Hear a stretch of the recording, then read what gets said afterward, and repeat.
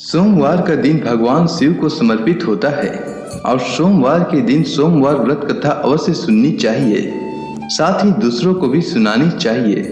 इससे भगवान शिव अति प्रसन्न होते हैं और सभी मनोकामना पूर्ण करते हैं। तो चलिए सुनते हैं सोमवार व्रत कथा।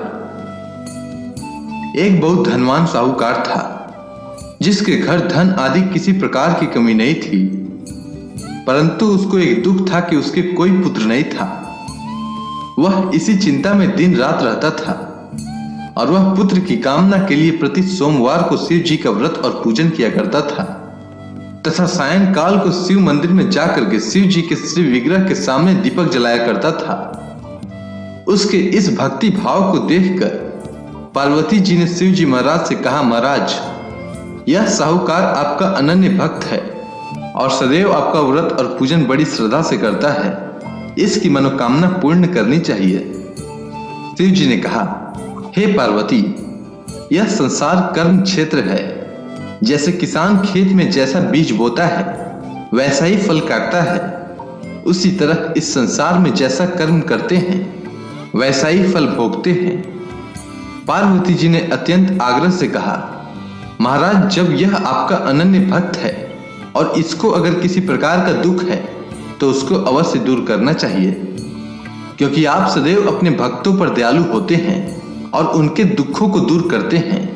यदि आप ऐसा नहीं करेंगे तो मनुष्य आपकी सेवा तथा व्रत क्यों करेंगे। पार्वती जी का ऐसा आग्रह देख शिव जी महाराज कहने लगे, हे पार्वती, इसके कोई पुत्र नहीं है। इसी चिंता में यह अति दुखी रहता है। इसके भाग्य में पुत्र न होने पर भी मैं इसको पुत्र की प्राप्ति का वर देता हूं, परंतु यह पुत्र केवल 12 वर्ष तक जीवित रहेगा। इसके पश्चात वह मृत्यु को प्राप्त हो जाएगा। इससे अधिक मैं और कुछ इसके लिए नहीं कर सकता। यह सब बातें साहूकार सुन रहा था। इससे उसको न तो कुछ प्रसन्नता हुई और न ही कुछ दुख हुआ। वह पहले जैसा ही शिव जी महाराज का व्रत और पूजन करता रहा। कुछ काल व्यतीत हो जाने पर साहूकार की स्त्री गर्भवती हुई और 10वें महीने उसके गर्भ से अति सुंदर पुत्र की प्राप्ति हुई। साहूकार के घर में बहुत खुशियां मनाई गई, परंतु साहूकार ने उसकी केवल 12 वर्ष की आयु जान कोई अधिक प्रसन्नता प्रकट नहीं की और न ही किसी को इसके बारे में बताया। जब वह बालक 11 वर्ष का हो गया तो उस बालक की माता ने उसके पिता से विवाह आदि के लिए कहा, तो वह साहूकार कहने लगा कि मैं अभी इसका विवाह नहीं करूंगा, अपने पुत्र को काशी जी पढ़ने के लिए भेजूंगा। फिर साहूकार ने अपने साले अर्थात बालक के मामा को बुलाकर उसको बहुत सा धन देकर कहा कि तुम बालक को काशी जी पढ़ने के लिए ले जाओ और रास्ते में जिस स्थान पर भी जाओ यज्ञ करते हुए ब्राह्मणों को भोजन कराते जाओ। वह दोनों मामा भांजे यज्ञ करते और ब्राह्मणों को भोजन कराते जा रहे थे। रास्ते में उनको एक शहर पड़ा। उस शहर में राजा की कन्या का विवाह था और दूसरे राजा का लड़का जो विवाह कराने के लिए बारात लेकर आया था वह एक आंख से काना था। उसके पिता को इस बात की बड़ी चिंता थी कि कहीं वर को देख कन्या के माता पिता विवाह में किसी प्रकार की अड़चन पैदा न कर दें। इस कारण जब उन्होंने अति सुंदर सेठ के लड़के को देखा तो मन में विचार किया कि क्यों न दरवाजे के समय इस लड़के से वर का काम चलाया जाए। ऐसा विचार कर वर के पिता ने उस लड़के और मामा से बात की तो वे दोनों राजी हो गए। फिर उस लड़के को वर के कपड़े पहनाकर तथा घोड़ी पर चढ़ाकर दरवाजे पर ले गए और सब कार्य प्रसन्नता से पूर्ण हो गया। फिर वर के माता पिता ने सोचा कि यदि विवाह कार्य भी इसी लड़के से करा लिया जाए तो क्या बुराई है। ऐसा विचार कर लड़के और उसके मामा से कहा, यदि आप फेरों का और कन्या दान के काम को भी करा दें तो आपकी बड़ी कृपा होगी और मैं इसके बदले में आपको बहुत सा धन दूंगा। तो उन्होंने स्वीकार कर लिया और विवाह कार्य भी बहुत अच्छी तरह से संपन्न हो गया। परंतु जिस समय लड़का जाने लगा तो उसने राजकुमारी की चुंदड़ी के पल्ले पर लिख दिया कि तेरा विवाह तो मेरे साथ हुआ है, परंतु जिस राजकुमार के साथ भेजेंगे वह एक आंख से काना है और मैं काशी जी पढ़ने जा रहा हूँ।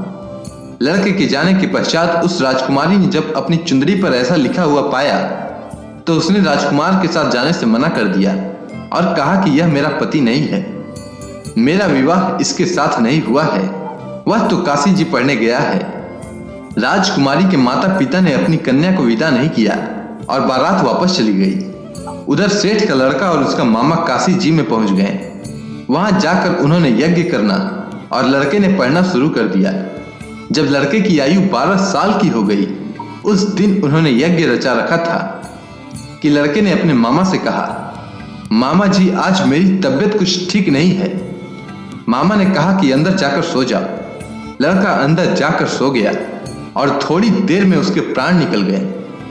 जब उसके मामा ने आकर देखा कि वो मुर्दा पड़ा है तो उनको बड़ा दुख हुआ और उन्होंने सोचा कि अगर मैं अभी रोना पीटना मचा दूंगा तो यज्ञ का कार्य अधूरा रह जाएगा। अतः उसने जल्दी से यज्ञ का कार्य समाप्त कर ब्राह्मणों के जाने के बाद रोना पीटना आरंभ कर दिया।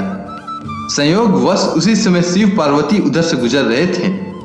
जब उन्होंने जोर जोर से रोने की आवाज सुनी तो पार्वती जी ने कहा, महाराज कोई दुखिया रो रहा है, इसके कष्ट को दूर कीजिए। जब शिव पार्वती ने पास जाकर देखा तो वहां एक लड़का मुर्दा पड़ा था। पार्वती जी कहने लगी, महाराज यह तो उसी सेठ का लड़का है जो आपके वरदान से हुआ था। शिव जी कहने लगे, हे पार्वती, इसकी आयु इतनी ही थी, सो यह भोग चुका। तब पार्वती जी ने कहा, हे महाराज, इस लड़के को और आयु दीजिए, नहीं तो इसके माता पिता तड़प तड़प कर मर जाएंगे। पार्वती जी के बार बार आग्रह करने पर शिव जी ने उसको जीवन वरदान दिया और शिव जी महाराज की कृपा से लड़का जीवित हो गया। शिव पार्वती कैलाश पर्वत पर चले गए। तब वह लड़का और मामा उसी प्रकार यज्ञ करते तथा ब्राह्मणों को भोजन कराते हुए अपने घर की ओर चल पड़े। रास्ते में उसी शहर में आए जहां उसका विवाह हुआ था।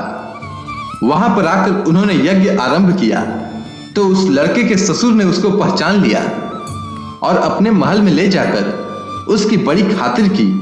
साथ ही बहुत दास दासियों सहित आदर पूर्वक लड़की और जमाई को विदा किया। जब वह अपने शहर के निकट आए तो मामा ने कहा कि मैं पहले तुम्हारे घर जाकर खबर कर लेता हूं।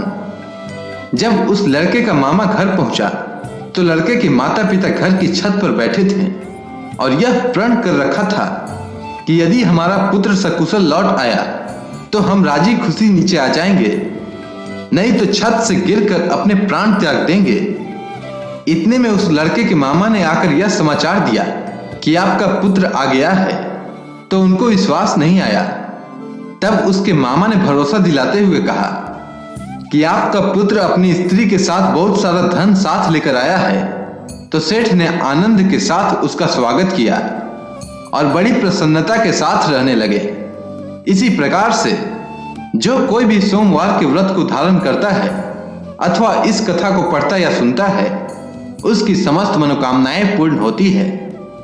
अगर आपको यह कथा अच्छी लगी हो तो कमेंट सेक्शन में ओम नमः शिवाय लिखना ना भूलें। धन्यवाद।